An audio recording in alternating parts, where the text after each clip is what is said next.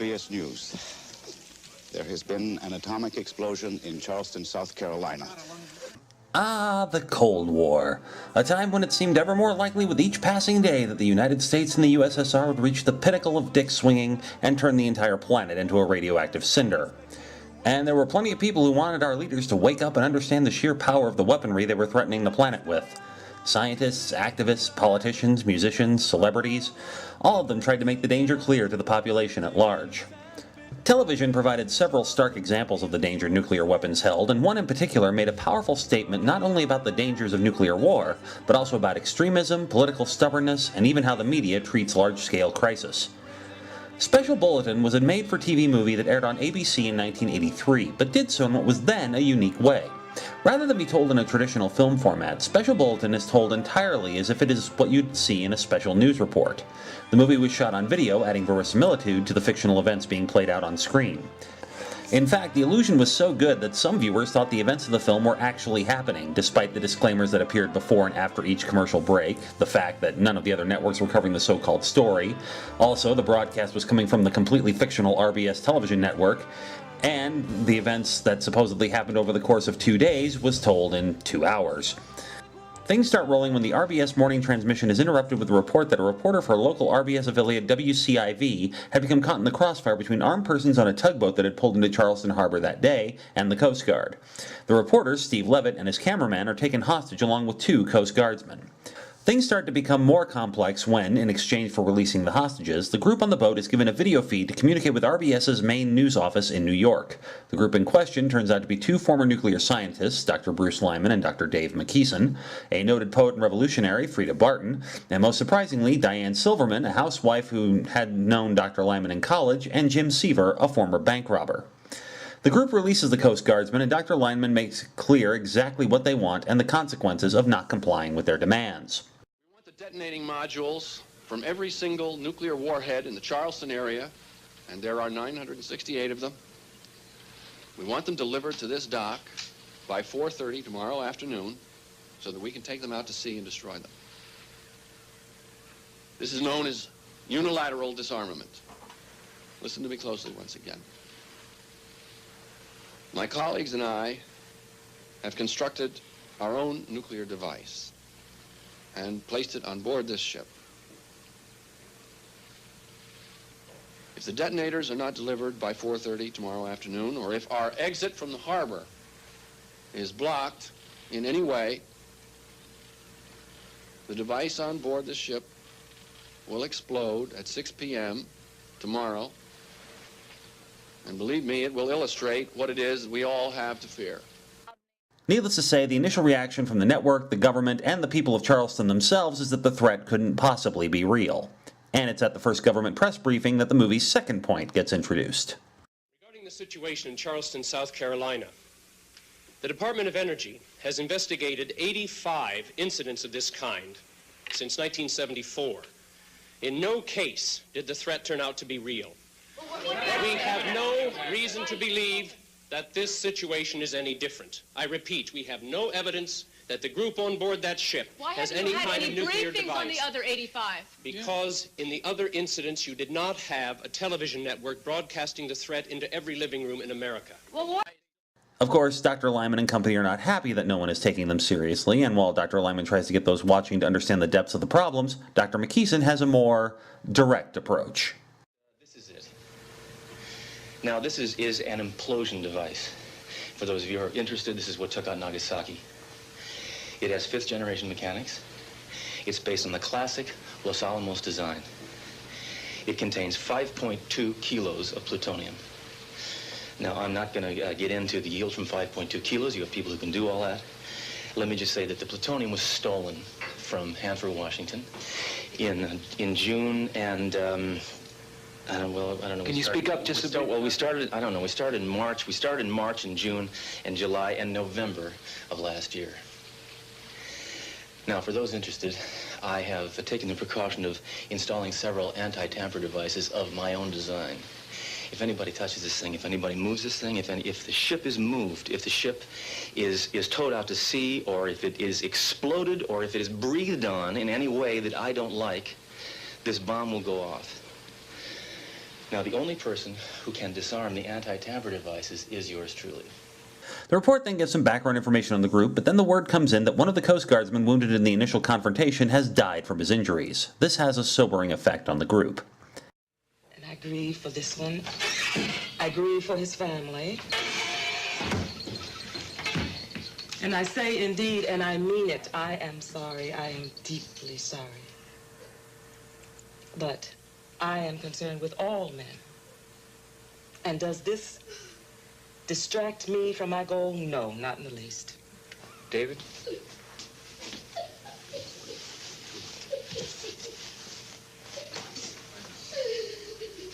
Susan, I would have to say that the group is affected.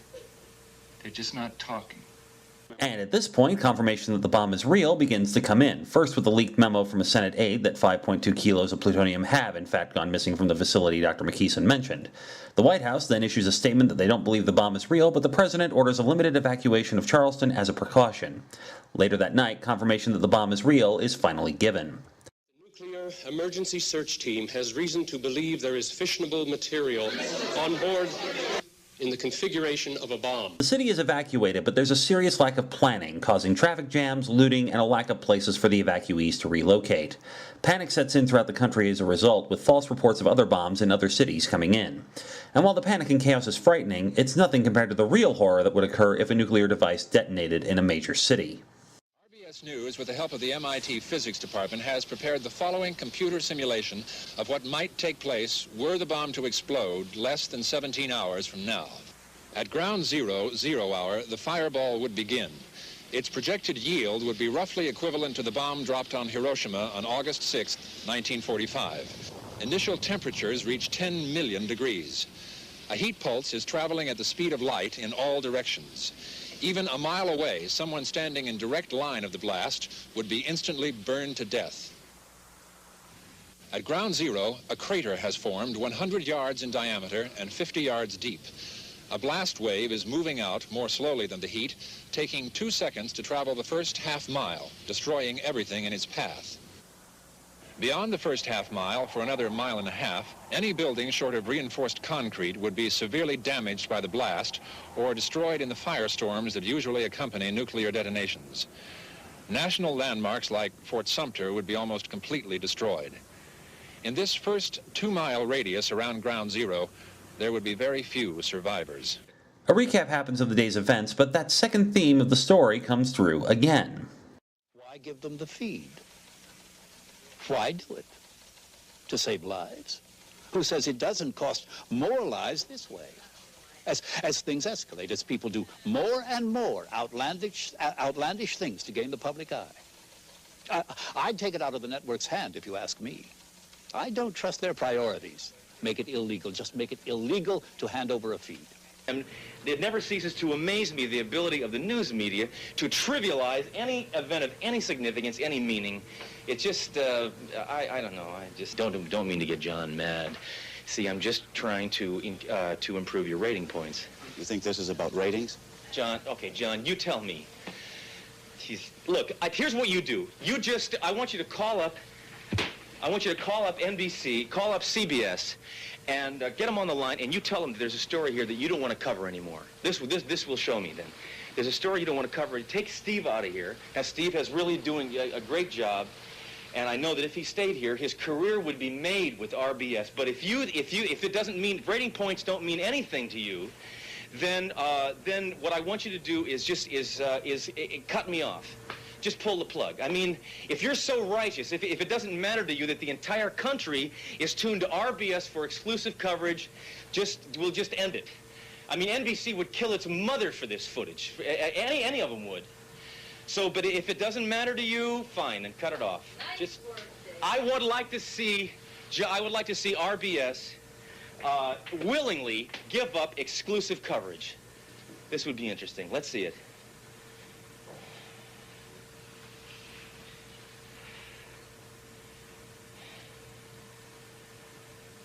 I'm waiting.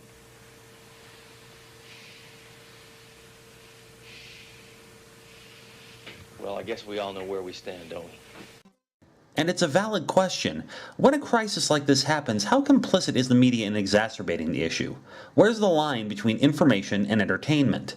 In our current world, where any talking head can get a national forum on the innumerable news networks that exist now, or on the internet, how many reporters, editors, and news directors stop reporting the facts and instead become more focused on the ratings and are willing to play to people's worst fears and anxieties to keep them glued to the screen? Day 2 begins with a report that the pressure seems to be getting to the group on the Liberty May, with Seaver freaking out and shooting at a news helicopter before delivering a rambling, incoherent statement. Later, Diane Silverman calls her husband's, and it seems that she may be planning to give herself up to the FBI. Meanwhile, in Washington, something equally strange seems to be happening. There's going to be a settlement. There's going to be an accommodation. Now, I think what the accommodation is, let's just stay calm and have faith in our president. That's all that there is right now. We'll be back with you when we have more. Thanks very much. 2 words: accommodation, settlement. As near as can be seen, they indicate the government's direction in the handling of the Charleston crisis. RBS News has learned that at 8:10 this morning, the president ordered the nation's nuclear forces on full alert. Apparently, the move was made as a signal to the Soviets that the United States defenses are still intact. Whether they will remain intact or whether the rumors of accommodation with the terrorists are correct, no one can yet say. Jonathan E. Herman, RBS News, the Pentagon. But in spite of these statements, the group has begun to fight amongst themselves, and the danger seems to be coming the most from Dr. McKeeson.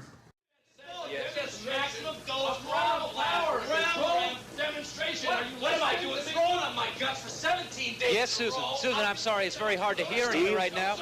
Is Diane Silverman still speaking with the FBI? No, she's not. She's staying. I say we've been hearing some reports from Washington, hints that they may be moving toward a concession to Dr. Lyman's demand. Dr. Lyman, we are hearing hints from the government now that they are about to give in to your demands. Well, it's lovely the way the government drops hints. I want to hear something. I don't want to feed him in here. No, come on. Later that afternoon, as the 4:30 deadline for delivering the detonators approaches, the dock is cleared and Meg Barclay and her crew are relocated to the USS Yorktown, some distance from the dock. Meanwhile, RBS brings in a psychologist to comment on the recent breakdown on the ship. I'm quite certain that David McKeeson contaminated himself with plutonium while he was making the bomb. It's an unbelievably toxic substance that causes radiation sickness at first. That's what he means by the vomiting. And it's the later stages, though, that are really deadly. Usually leukemia within a year to 18 months. And that's what he means by the white count. David McKeeson is a very dangerous man because he knows that he's dying already. The bomb doesn't hold any danger for him anymore. Excuse me, Doc. Things calm down on the boat, the first deadline passes, and then another surprising development from the government. Excuse me, Susan, we're going to the White House right now, where a briefing is about to begin. Authorized the removal of 968 computerized detonating modules from the strategic nuclear warheads based in the Charleston, South Carolina area. These modules have been removed from their warheads and are now on their way to the tugboat Liberty May. There, they will be loaded onto the ship. When the loading is complete, the ship will be allowed to move out to sea. Neither the loading nor the exit from the harbor will be impeded. Signed, the President of the United States. Thank you. However, even though trucks do arrive on the dock, this is still the United States government, and we all know the official policy the government has regarding terrorism, even in 1983. Come on. Oh, my God. Oh, my God, those are troops.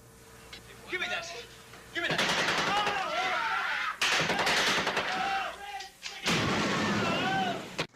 Nearly everyone is killed with the exception of Steve and his cameraman, and Frida Barton, who is taken into custody. McKeeson even goes so far as to kill himself.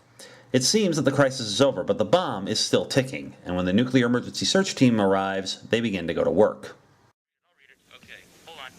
John, something seems to be going wrong here. Have you heard anything there in New York? Dr. Johansson. There's a double reverse situation and not what they expected. The danger is that having connected the SAT, it will set up a feedback that will... Dr. Johansson, please, in layman's terms. There is about 100 pounds of explosives in there, geared to set off the chain reaction. They have just put a match onto the whole pile. Steve, you and George should move back. No, John, I'm going to stay right here. We still have 17 minutes left. I'm not going to leave the dock until these people leave. They are still... We still have about 17 minutes left, right? John, there are 2 more trucks now arriving at the dock. Command control, copy. Do you copy? We're up to 5-6. What's the reading? I'm up to 5-6. 5-6. All right, now we're going to have Something seems to be going wrong. I don't know what it is, though. Come on. I got to put together. My hands are shaking. Come on. Come on, we got to get out of here. Come on. Steve, you and George, get out of there. I'm sorry, John. I couldn't hear your last question. No, things seem pretty calm here right now. There's not...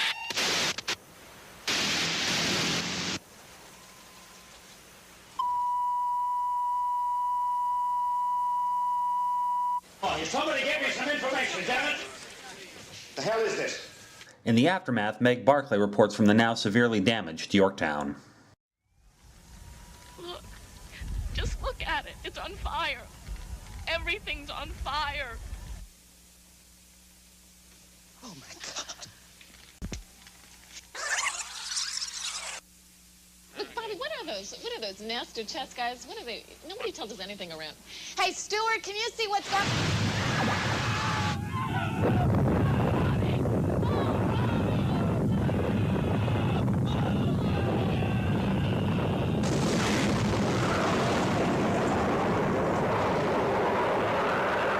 There are injuries, there is devastation, and in New York, there is disbelief. John,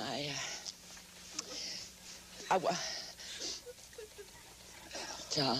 Is there something we can do? Is there anything we can do?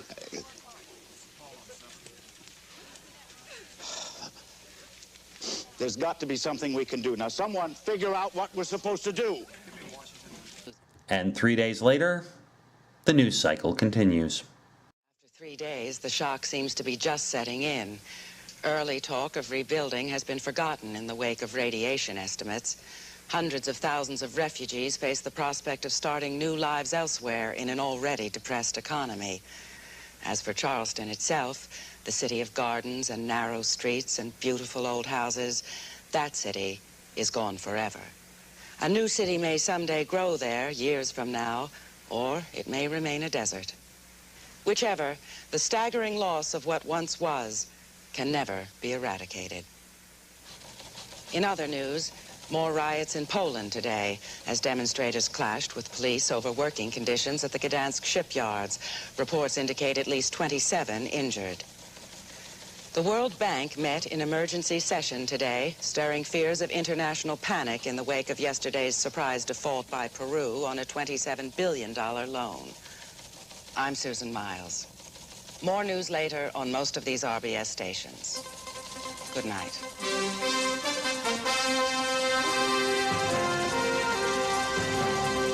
Special Bulletin is a TV movie, but a frighteningly effective one. The actual situation may be implausible, but the impact it has in its storytelling is undeniable. All the information is given to the audience throughout the movie is all designed to hit you like a truck at the end when the bomb does eventually detonate. There were reports of isolated panic in Charleston when the film initially aired, much like Orson Welles' infamous 1938 broadcast of the War of the Worlds. The film was nominated for 6 Emmys and won 4, including Outstanding Drama Special.